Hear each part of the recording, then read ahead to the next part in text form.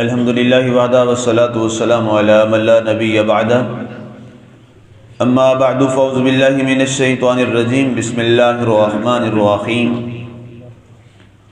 اشفقتم ان تقدموا بین یدی نجواکم صدقات فاذ لم تفعلوا وتاب اللہ علیکم فاقیموا الصلاة وآتوا الزکاة واطیعوا اللہ ورسولہ واللہ خبیر بما تعملون۔ کیا تم اندیشوں میں پڑ گئے ہو کہ نجوہ سے پہلے تم کو صدقہ دینا ہوگا؟ چونکہ تم ایسا نہیں کر سکتے اس لیے اللہ تعالیٰ نے تم پر نظر کرم فرمائی، سو اب تم نماز قائم کرو اور زکوٰۃ دو اور اطاعت کرو اللہ اور اس کے رسول کی، اور اللہ تمہارے اعمال کو خوب جانتا ہے۔ سبحان اللہ۔ آج ہماری سورہ المجادلہ کی آیت مبارکہ نمبر 13 تک کی تلاوت و ترجمہ کا شرف نصیب ہوا۔ سامعین، گفتگو ہماری چل رہی ہے نجوہ کے حوالے سے۔ نجوہ سرگوشی کو کہتے ہیں، عربی زبان میں نجوہ سرگوشی۔ جب یہ آیت مبارکہ نازل ہوئی اس سے پہلے اس کا ذرا ایک پس منظر یہ جان لیجئے۔ کل والی آیت مبارکہ کے بعد سرکار دو عالم صلی اللہ علیہ وسلم نے حضرت علی سے یہ سوال کیا کہ اے علی، کیا لوگ صدقہ دے لیں گے؟ تو حضرت علی رضی اللہ تعالیٰ عنہ نے عرض کی، یا رسول اللہ صلی اللہ علیہ وآلہ وسلم، لوگوں کے لیے مشکل ہوگا۔ سرکار دو عالم صلی اللہ علیہ وسلم نے فرمایا، کیا 1 دینار؟ کہا یا رسول اللہ علیہ وسلم یہ بھی زیادہ ہے۔ حضور صلی اللہ علیہ وسلم نے فرمایا، علی کیا آدھا دینار؟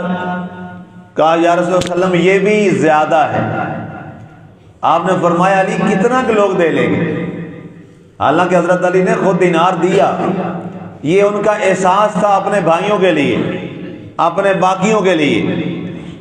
آپ نے عرض کی، یا رسول اللہ علیہ وسلم کوئی تھوڑا بہت جو ہے ہمارے پاس ہوتا ہے تو وہ جو صدقہ کر لیں گے، اس سے زیادہ نہیں کر سکتے۔ تو جو ہی آپ نے یہ بات ارشاد فرمائی عرض کی بارگاہ مصطفیٰ صلی اللہ علیہ وآلہ وسلم میں، تو اللہ تعالیٰ نے حضرت علی کے اس قول کی بنیاد پر اللہ نے یہ آیت نازل کی، اور اللہ نے فرمایا کہ آج کے بعد ہم نے تم سے یہ سارا معاف کر دیا۔ اب روایات میں یہ آتا ہے کہ یہ قانون جو تھا نا صدقہ دے کر بات کرنے کا، ایک روایت میں ہے کہ یہ 1 دن رہا، ایک روایت میں ہے یہ 3 دن رہا، اور ایک روایت میں ہے یہ 10 دن رہا۔ اب یہ 10 دنوں میں یہ جو قانون چلتا رہا کہ جب بھی کوئی بات کرنی ہے، سرگوشی کرنی ہے، تو پہلے آپ نے صدقہ کرنا ہے۔ تو حضرت علی رضی اللہ تعالیٰ عنہ فرماتے ہیں، میں نے سب سے پہلے اس آیت پہ عمل کیا۔ حالانکہ حضرت علی، میں نے کل عرض کی کہ مال میں کم تھے باقی صحابہ سے، کہتے ہیں کہ اس آیت پر سب سے پہلے میں نے عمل کیا، لیکن جب مجھ سے پوچھا گیا اپنے بھائیوں کے بارے میں تو کہتے ہیں میں نے بھائیوں کا احساس کرتے ہوئے یہ کہا کہ یا رسول اللہ صلی اللہ علیہ وآلہ وسلم، یہ مشکل ہو جائے گا، ہمارے پاس اتنا نہیں ہوتا، ہمارے پاس درہم و دینار نہیں ہوتے۔ کئی تو وہ آپ کے اصحاب صفہ والے صحابہ ہیں جو ہر وقت سرکار آپ کے ساتھ ہی رہتے ہیں اور آپ سے یہاں پڑھتے ہیں صفہ کے مقام پر، اس ادارے میں، مدرسے میں، اور ان کے پاس تو کئی دن تک کھانے کو کچھ نہیں ملتا۔ کہیں سے کوئی صدقہ آتا ہے تو کھا لیتے ہیں، وگرنہ وہ آپ سے اتنی محبت کرتے ہیں کہ آپ سے دین سیکھنے کے لیے وہ بھوکے پیاسے بھی آپ کے ساتھ یہاں مدرسے میں بیٹھے رہتے ہیں۔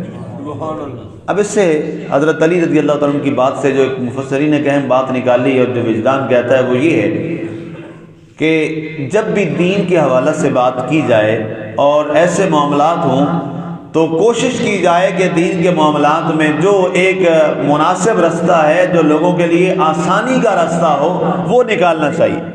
اللہ کے نبی صلی اللہ علیہ وسلم نے باقاعدہ یہ حدیث پاک آپ کی ملتی ہے، سرکار نے فرمایا یسروا ولا تعسروا، فرمایا لوگوں کے لیے دین میں آسانی پیدا کرو، لوگوں کے لیے مشکلات پیدا نہ کرو۔ کئی دفعہ ایسا ہوتا کہ صحابہ کرام کچھ سوالات پوچھتے، کچھ دین کے معاملات کی باتیں کرتے جن کے بارے نہ فرض تھا نہ واجب تھا، مستحب تھا، کر لیں تو ٹھیک ہے، نہ کریں تو کوئی عرض نہیں ہے۔ جیسے ایک صحابی یا وسلم حج فرض ہو گیا ہے، سرکار نے فرمایا ہاں حج فرض ہو گیا ہے۔ یا رسول اللہ ہر ایک پہ حج فرض ہو گیا ہے؟ کہا نہیں، صرف صاحب استطاعت پہ حج فرض ہے۔ کیا یا رسول اللہ جو صاحب استطاعت ہے کیا اس پہ ہر سال حج فرض ہے؟ سرکار نے چہرہ انور ادھر پھیر لیے. انہوں نے پھر ادھر ہو کے پوچھا یا رسول اللہ کیا حج صاحب استطاعت امیر آدمی پر ہر سال فرض ہے؟ سرکار نے پھر چہرہ پھیر لیا. تو صحابہ نے کہا بیٹھ جاؤ, تمہیں سرکار کا چہرے کے آثار نظر نہیں آ رہے؟ سرکار نے فرمایا لو قلت نعم لا وجبت, فرمایا تیری ماں تجھ پہ روئے, تو بار بار سوال کر رہا ہے, اگر میں ہاں کہہ دیتا تو ہر سال حج فرض ہو جاتا, تو تیری وجہ سے میری امت پہ کتنی مشکل آ جاتی. ظاہر دین کیا ہے؟ سرکار نے جو کیا وہ دین بن گیا, سرکار نے جو ارشاد فرمایا وہ دین بن گیا, سرکار دو عالم صلی اللہ علیہ وسلم نے جس سے روکا وہ دین بن گیا, اور سرکار جس کے بارے خاموش رہے اور کچھ نہ کہا وہ بھی دین بن گیا. تو لہذا سرکار نے فرمایا صلی اللہ علیہ وسلم نے کہ اگر تم یہ کیوں پوچھ رہے ہو, میری امت پہ کیوں تم مشکل ڈال رہے ہو؟ اب اگر امیر آدمی پر بھی صاحب استطاعت پہ بھی ہر سال حج فرض ہو جاتا تو جو نہ کرتا کتنا مجرم ہوتا. اور صاحب استطاعت اور حج نہ کرے اس کی سزا پتہ ہے اللہ کے رسول نے کیا فرمائی ہے؟ فرمایا وہ چاہے عیسائی ہو کے مرے چاہے یہودی ہو کے مرے. کتنی بڑی سزا ہے. ظاہر ہے ہمارے پاس تو نہ اتنی طاقت ہے نہ قوت ہے, اس لیے ہم پہ تو فرض ہی نہیں. جس پہ فرض ہے, میں اپنی بات کر رہا ہوں, جس پہ فرض ہے اور وہ نہ کرے کتنی بڑی سزا ہے.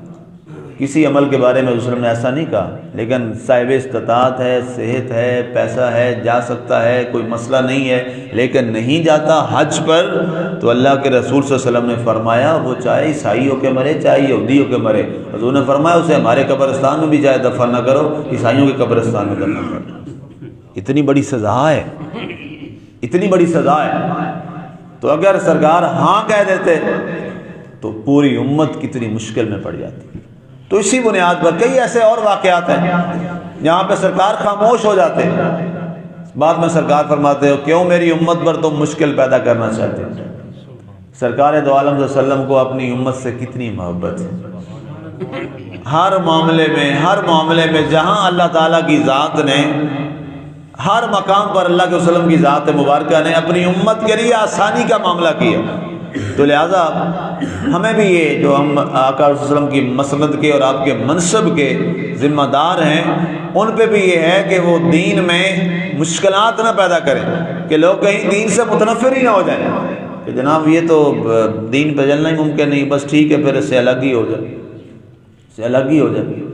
وہ ہمیں یاد ہے ہمارے استاد گرامی رحمۃ اللہ تعالیٰ علیہ, اللہ تعالیٰ ان کے مزار پہ انہوں نے رحمتوں کا نزول فرمائے, وہ ہمیں ایک بات سنایا کرتے تھے. ملتان کی بات ہے کہ وہاں ایک خطیب صاحب تھے, تو وہ ہر خطبے میں جناب جہنم کی باتیں سناتے رہتے, مسلمانوں نے جہنم میں جانا ہے, جہنم میں جانا. کہتے ایک دن تنگ ہو کے ایک بندہ کھڑا ہو گیا, کہتا ہے جی تسی سانو جہنم میں سٹی جا رہے ہو تو جنت کافراں جانا ہے. تو مقصد یہ پھر لوگ دین سے بیزار ہو جاتے ہیں, دین سے دوری. اللہ نے بڑا متوازن ایک معاملہ قرآن میں رکھا ہے, انعام بھی رکھا ہے, انعام کا ذکر بھی کریں, اللہ کے اکرام بھی ہیں اس کا ذکر بھی کریں. اللہ نے جہنم سے ڈرایا ہے اس سے بھی ڈرائیں, لیکن اس کے لیے جو ایک میانہ روی ہے, جہاں جہاں اس چیز کے بارے میں جہاں جہاں سختی ہے وہاں پوری سختی کی جائے, جہاں اسلام نے رعایت دی ہے وہاں رعایت دی جائے, پوری رعایت دی جائے, تاکہ اس سے جتنے لوگ استفادہ کر سکتے ہیں وہ کر لیں.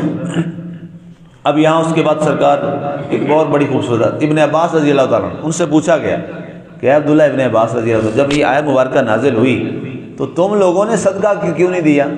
نہ تم لوگوں نے سرگوشی چھوڑ دی اور تم نے کوئی صدقہ بھی نہیں دیا, یہ کیا وجہ ہے؟ حضرت عبداللہ ابن عباس رضی اللہ تعالیٰ فرماتے ہیں, کہتے ہیں اصل مقصد یہ تھا کہ اللہ تعالیٰ اپنے نبی صلی اللہ علیہ وسلم کے تمام ذمہ داریوں کو, مصروفیات کو وہ دیکھ رہا تھا, ملاحظہ کر رہا تھا. اب آقا کریم صلی اللہ علیہ وسلم کا آنے کا مقصد یہ نہیں تھا کہ تھوڑا کہ ہم ہی ان کو بٹھا کے رکھتے اور ہم ہی پوچھتے رہتے اور وہ ہمیں ہی بتاتے رہتے. سرکار نے تو جہاد کی تیاری بھی کروانی تھی, سرکار نے تو خواتین میں بھی جانا تھا, سرکار نے ازواج مطہرات کو بھی وقت دینا تھا, سرکار نے کی اپنی اولاد ہے ان کو بھی وقت دینا تھا, سرکار دو عالم وسلم نے باقی جو ملکوں کے سربراہان ہیں ان سے معاملات خارجہ پالیسی بھی طے کرنی تھی, سرکار نے باقی جو معاشی معاملات ہیں ان کو بھی دیکھنا ہے. گویا دنیا میں کوئی ایسا کام نہیں ہے جو سرکار نے کر کے نہ دکھایا. یہ کتنی بڑی بات ہے. 23 سال کی تھوڑا سا عرصہ ہے, 23 سال کا یہ کوئی عرصہ نہیں ہے 23 سال کا عرصہ کوئی عرصہ نہیں ہے۔ یہاں لوگ کہتے ہیں جی 22 سال کوشش کرنے کے بعد جی میں وزیر اعظم بن گیا، 22 سال کوشش کرنے کے بعد، یہ کوئی بات ہے؟ آقا کریم صلی اللہ علیہ وسلم نے 23 سال میں پوری دنیا تک اپنا پیغام پہنچایا۔ اور یہ بھی کہ جی 22 سال بعد آپ بن گئے تو بڑا کام ہو گیا، بیڑا غرق کر دیا یہ۔ اور پھر آواز گیا ریاست مدینہ۔ ریاست مدینہ یہ مذاق ہے؟ ریاست مدینہ صرف ایک ہی تھی، بس ایک ہی تھی، مدینہ منورہ کی ریاست، بس وہ ریاست تھی جہاں پہ اس کے جو فرما روا تھے، جو اس کے وزیر اعظم تھے، ان کا عالم کیا ہوتا تھا کہ جناب جب کوئی کہتا کہ آؤ جی تمہیں ریاست مدینہ کا سربراہ بنائے، وہ دوڑ جاتے، گاڑی چھوڑ جاتے، کہتا نام یہ بڑی ذمہ داری ہم نہیں لیتے، ہم یہ نہیں لیتے۔ حضرت عمر رضی اللہ تعالیٰ عنہ، حضرت ابو بکر صدیق نے فرمایا کہ یہ عمر کو ذرا دیکھ لینا، تم میں یہ بڑا اچھا ہے، اس کو میرے بعد دیکھ لینا۔ لوگوں نے کہا جی حضرت عمر آئیے، اب یہ ذمہ داری آپ اٹھائیں، آپ ہم میں سب سے بہترین انداز میں کر سکتے ہیں۔ آپ نے فرمایا نام ہی ہے، عمر بڑا کمزور ہے، میں یہ نہیں، کوئی اور بندہ دیکھ لوں۔ اور جب ذمہ داری آئی، وہ عمر جس کے سائے سے دنیا کانپتی تھی، پھر وہ عمر ایسا ہوا کہ ایک بوڑھی عورت کہہ رہی ہے عمر تجھے پتہ ہی نہیں تیری ریاست میں بھوکی ہوں؟ چپ ہے۔ کہا کہ معاف کر دے بھی، عمر اکیلا ہے، ریاست بہت بڑی ہے۔ کوشش تو کرتا ہوں کہ ساری رات جاگتا ہوں، سوتا نہیں، ساری رات جا کے کان لگا لگا کے سنتا ہوں کہ کسی کا کوئی مسئلہ ہو، لیکن کیا کرے، عمر ایک ہے، ریاست بڑی ہے، تو مجھے اللہ کے لیے مجھے معاف کر دو۔ تو یہ باتیں آسان ہے، عمل بڑا اور ہے۔ اس ریاست میں تو یہ ہوتا تھا کہ اگر دریائے دجلہ کے کنارے کتا پیاسا مر گیا تو اس کا جواب دے کون ہے؟ عمر رضی اللہ تعالیٰ عنہ۔ ادھر بندے مر گئے بھوکے، 40 بندے مر گئے، ہاں جی، کوئی پوچھنے والا ہی کوئی نہیں۔ تو یہ مذاق ہے، یہ مذاق بند ہونا چاہیے۔ تو حضرت ابن عباس رضی اللہ فرماتے ہیں کہ یہ بنیادی وجہ کیا تھی؟ یہ وجہ یہ تھی کہ اللہ کے رسول کو وقت دیا جائے باقی کاموں کے لیے۔ تو اس لیے ہم نے صدقہ بھی نہ دیا اور ہم نے گفتگو بھی نہ کی، تاکہ ہمیں دیکھ کے باقی لوگ بھی یہ کام چھوڑ دیں، سرگوشیاں کرنا چھوڑ دیں۔ سرکار آتے ہیں، واعظ فرماتے ہیں اور ہمیں تبلیغ فرماتے ہیں، سارے احکامات ہمیں بتا دیتے ہیں، اس کے بعد لوگ اپنے اپنے کاموں کو جائیں اور سرکار کو بھی وقت دیا جائے، سرکار بھی اپنے کاموں میں تشریف لے جائیں۔ اس لیے ہم نے ایسا نہ کیا۔ اس کے بعد پھر یہ آیت مبارکہ آئی، اشفقتم ان تقدموا بین یدی نجواکم صدقات، فرمایا لوگوں تم ان اندیشوں میں پڑ گئے ہو کہ اب صدقہ سے پہلے تم کو یہ چیز دینا مشکل گزر رہی ہے سرگوشی سے پہلے، کیونکہ تم ایسا نہیں کر سکتے ہو۔ فَإِذْ لَمْ تَفْعَلُوا وَتَابَ اللَّهُ عَلَيْكُمْ، تو اللہ تعالیٰ نے تم پہ کرم کیا، تم پہ رحمت فرمائی، تو اب تم نے کیا کرنا ہے؟ اقیموا الصلاۃ وآتوا الزکاۃ، فرمایا اب نماز قائم کرو اور جس پر زکوٰۃ فرض ہے وہ زکوٰۃ ادا کرے، جس پر زکوٰۃ فرض ہے وہ زکوٰۃ ادا کرے، اس کے علاوہ کوئی صدقہ نہیں ہے۔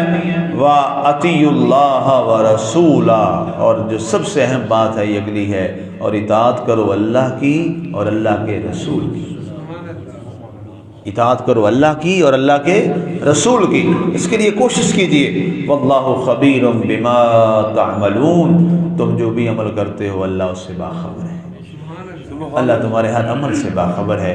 اس لیے جب ہمارے ہر عمل سے باخبر ہے، ہماری سوچوں سے باخبر ہے، ہمارے اعمال سے باخبر ہے، ہم اپنی سوچوں کو پاکیزہ کریں، ہم اپنے اعمال کو پاکیزہ کریں، ہم اپنے کردار کو پاکیزہ کریں، تاکہ جو چند روزہ زندگی ہے وہ اللہ کی بارگاہ میں پاک ہو جائے، صاف ہو جائے، اور اس کی بارگاہ میں جب ہم حاضر ہوں تو ہم رسوا ہونے کی بجائے سرخ روح ہو کر اس کی بارگاہ میں حاضر ہوں۔ اللہ ہمیں عمل کی توفیق عطا فرمائے، آمین۔ وما علینا الا البلاغ المبین۔